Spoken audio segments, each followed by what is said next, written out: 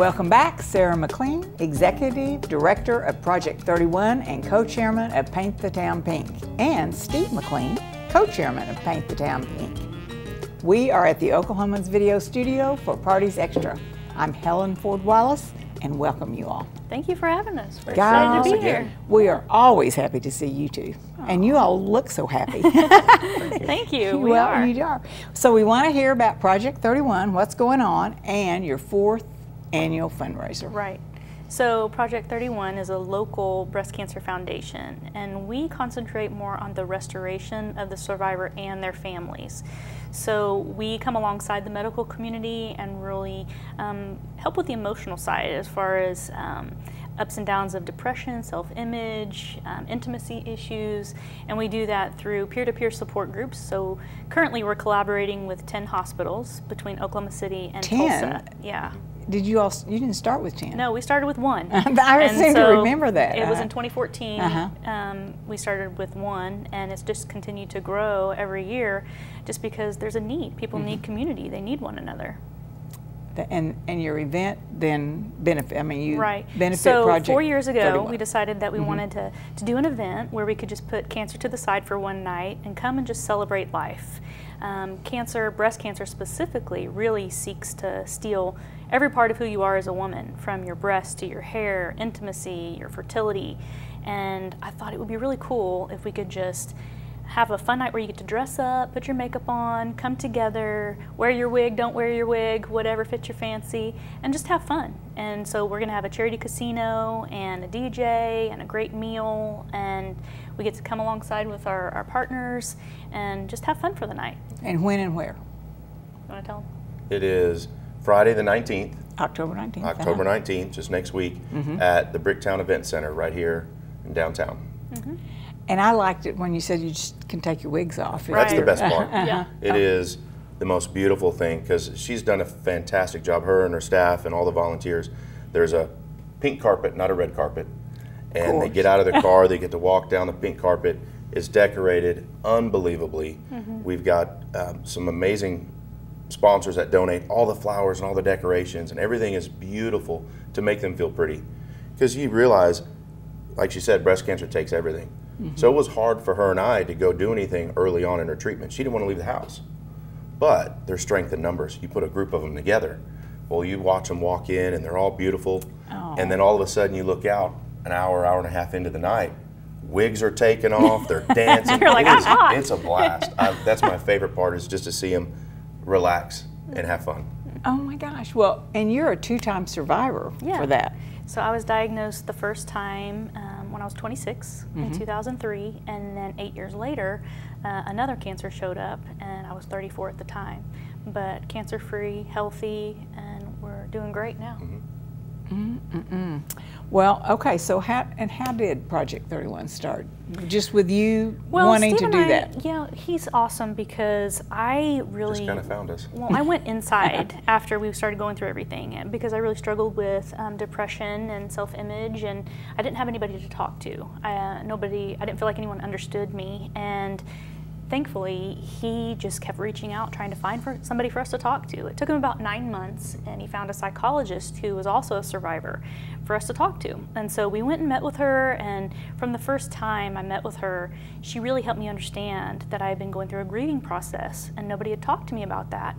And so just the validation and encouragement tools that we got for communication, we just realized the need. And so that's where we started. Initially, we started raising money to send survivors and their families to counseling, because it can be expensive, and people don't work full-time sometimes. You've got a ton of medical bills, and we wanted it to be a priority, just like the physical health. And so we started off there, and then we grew into starting to do care packages. We call them Handles with Care, and they are a really nice bag that has some curated items by survivors, and it's for survivors. And I mean, they're very nice People bags. need what's in that bag, I think. Absolutely. One of Sarah's books, Sarah wrote a book a couple of years ago, so it's in there and explains her journey. We've got a couple other books. One of her co-founder, her book is in there as well, and just practical things you need that you really don't know that you would need. Well, and we did that because of HIPAA. It's kind of hard for us to meet people. because we can't get names of people. So I thought, well, that would be a good way to bridge the gap.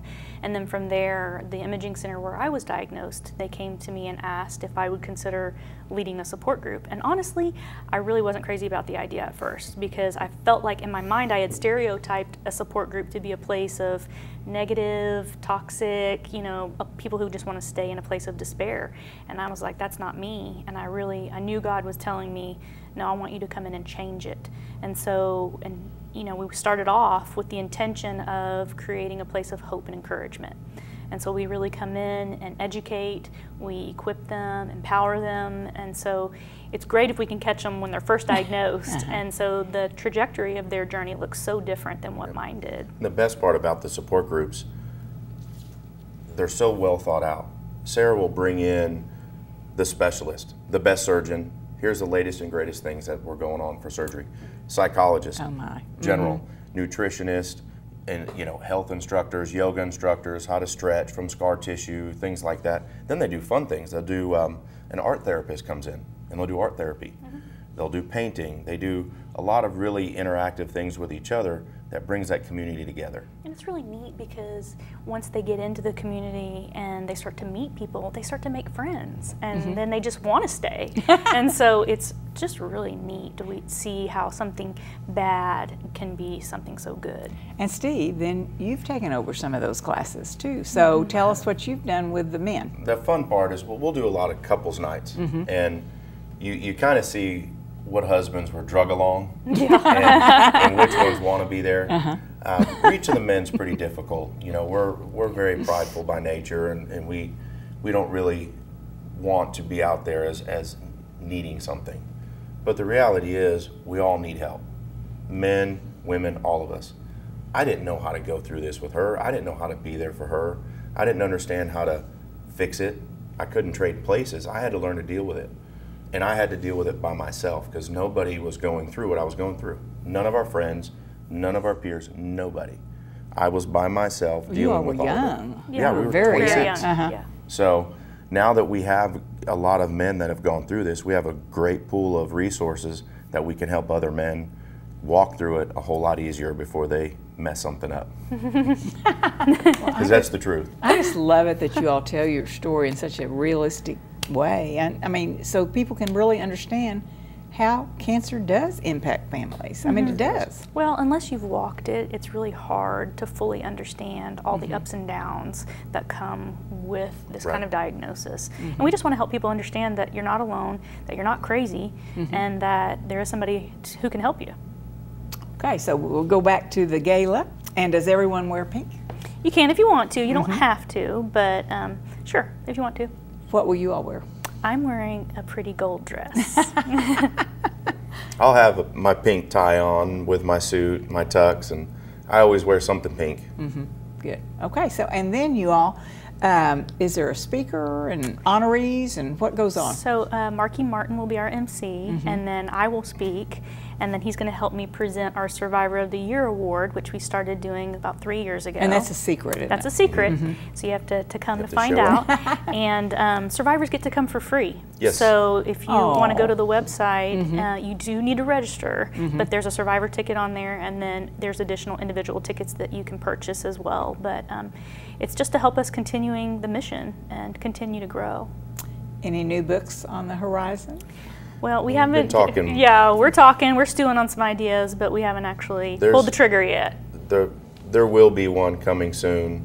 It's going to be one that we'll write together, and we'll basically tell our stories and kind of back and forth, kind of how we do in person. But we're going to tell our stories, how it really affected both of us as spouses, not just as a survivor or husband, but as a spouse, what that really meant. Right.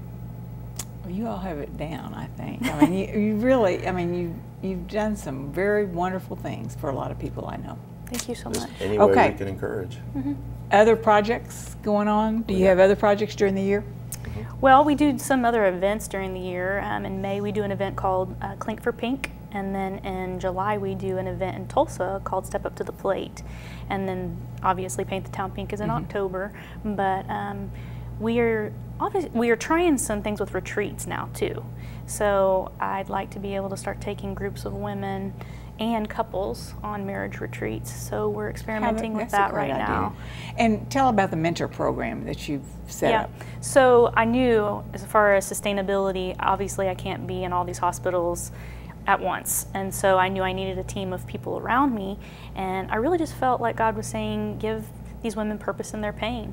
And I felt like he just started highlighting different women who were coming through this journey just in such a healthy way that they had this desire to want to give back. And so I just started meeting with them individually, asking them, would you like to stay on as a leader and pour into other women? And so now we have 15 survivors that I have 2 at each hospital, and they love the women and follow up with them, and it's really neat. And it's so much more than just leading the group at the particular hospital. They spend time in the evenings together, they spend time on the phone, they go to activities, they go to lunch, they get involved with their family, and that's what I love about it, all of the community we have. Right now, as an example, we have one of our members, she was actually pregnant when she was diagnosed. Yes. And they ended up taking the baby a few weeks early, but her leader was bringing her meals several times and following up with her, bringing her flowers, and just loving. Yeah. Loving is each what other. you said. I thought that was, that's your key, I think, you all. That's exactly So it. how can we get tickets? Go to project31.com. Okay, that's your website? Yes. Okay, and do you have lots of volunteers and sponsors? Yes, we do. The entire event has already been paid for by our amazing sponsors. To name a few, we have Integris, Mercy, Stevenson Cancer Center, the OU Breast Health Network, Breast Reconstruction Associates, Premier Plastic Surgery, a lot of great medical community who are directly involved in the breast cancer world. That is outstanding. And so volunteers then follow with all those places too. So do you two have a committee since you're chairman and co-chairman? Well, we'll have a group of people that'll meet us Friday morning, and they'll help us all set up. So we'll be good And where to go. is it? It's at the Bricktown Event Center downtown. Okay, and tell the date and time again. October 19th at 7 o'clock. Okay, anything else you want to say about the program, about Project 31, or the gala? If you know somebody who's in need of some kind of support, just give them our name, our website, our phone number, and we'd be happy to meet with them, talk with them. We have people all the time that'll call or email and say, I have a friend who needs some help. Get us their information, we send them a bag. Right.